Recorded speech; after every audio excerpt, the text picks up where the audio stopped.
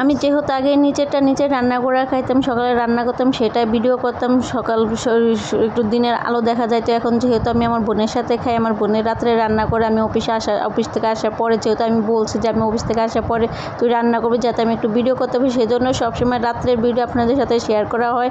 Hello everyone, কী অবস্থা? আশা করি সবাই ভালো আছেন, আমিও ভালো আছি। যে দেখেন আমাদের ঢাকা শহর আমরা হেসি শাকও কিনা খাই, কী একটা অবস্থা বলেন তো। দেশগ্রামের মানুষ গরু তো খায় না, আর আমরা ঢাকা শহর এগুলো হেসি শাক কিনা খাই। আমার বোনে হেসি শাক 3 আটি হেসি শাক নিয়ে আসে 20 টাকা দিয়ে। তারপরে আমি বললাম যে তুই হেসি শাক কিনা না লাগবে, হেসি শাক মানুষ খায় নাকি, কিনে খায় এমনিতেও কত পাওয়া যাওয়া, বলতেছে আমার এগুলো পছন্দ হয়েছে আমি নিয়ে আসে। তা আমাদের ঢাকা শহর হেসি শাক এমন একটা জিনিস, সেটাও বিক্রি করা হয়, সেটাও আমরা খাই। টাকা থাকলে ভাই সবই পাওয়া যায়, টাকা না থাকলে কোনো কিছুই পাওয়া যায় না।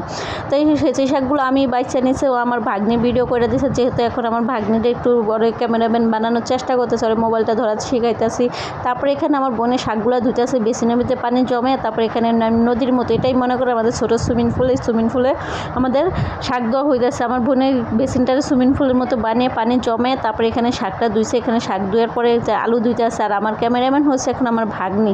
সেজন্য মোবাইলটা যেভাবে লাড়াছাড়া করতেছে, আপনারা কিছু মনে করবেন। যে শাক ধোয়া ধুই শেষ, এখন রান্নাটা বসাতে, চুলাটা জ্বালিয়ে কড়াইটা বসে নিছে। তারপরে যে দেখেন আলুগুলো ছোটো ছোটো করে কাটেছে। আর আমরা যে কোনো শাকভাজির মধ্যে একটু আলু দেওয়ার চেষ্টা করি।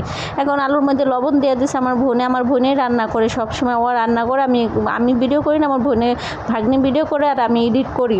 এখন আমার অনেকটা সুবিধা হয়ে গেছে, আমি নিজে তো অত পরিশ্রম করতে হয় না। পরিশ্রম একটা জিনিস শরীরে আমার কুলায় না। দেখেন আলুগুলো সিদ্ধ হওয়ার পরে যে শাকগুলো দিয়েছে, এই যে এতগুলো শাক দেখবেন রান্নার পরে কতটুকু হয়ে যায়, যে দেখেন কতটুকু হয়ে গেছে। কড়াইয়ের ভিতরে আটে না শাক, এই শাক এখন অল্প একটু হয়ে গেছে। আর এই শাকভাজিটা এত মজা হয়েছে যে বলার বাইরে। আর এমনিতে বলছে যে আমার বোনের হাতের রান্না এক কথায় অসাধারণ। আমার বোনের হাতের রান্না সবাই খেয়ে প্রশংসা করে। আমি আমার বোন বলে বলতেছি না, যে শাকগুলো এখন নামিয়ে দিছে, এখন নামিয়ে দিয়ে শাকগুলো বাগার দিবে। শুকনো মরিচ কয়টা ভেঙে দিছে, দিয়ে এখানে রসুন কুচি, পেঁয়াজ কুচি দিবে, দিয়ে পরিমাণ মতো তেল দিয়ে দিবে।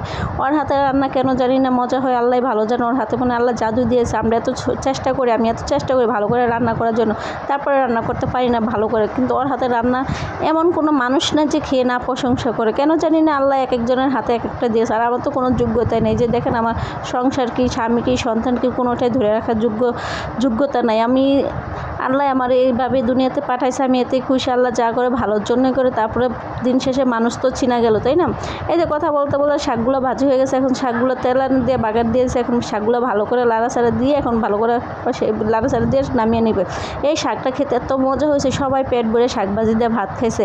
আর একটা তরকারি রান্না করা হয়েছে, সেটা আমি আপনাদের সাথে ভিডিও শেয়ার করতে পারি না, বা আমার ভাগ্নি ভিডিও করে নাই। আমার বোনে প্রতিদিন 2-3টা করে রান্না করে, কিন্তু ছোটো মানুষ, তার আমি একটু মানে মনে করেন সুখ পেলে আল্লাহর নাম ভুলে যাওয়ার, এখন আমার অস্তরের সেটা।